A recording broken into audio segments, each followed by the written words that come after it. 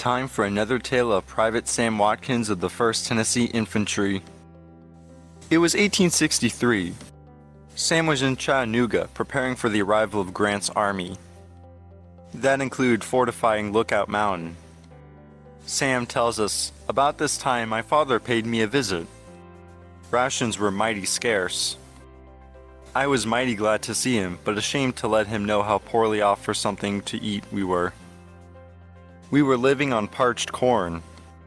Parched corn is a lot like those partly popped kernels in your popcorn, only a lot more tender.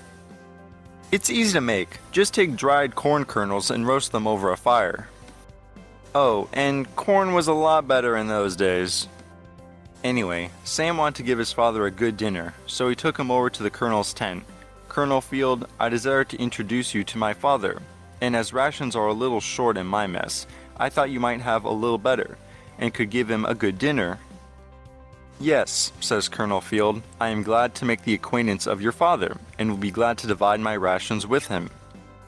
Also, I would like you to stay and take dinner with me, which I assure you, oh kind reader, I gladly accepted."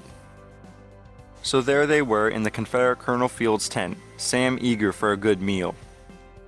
Then Whit, the orderly, arrived.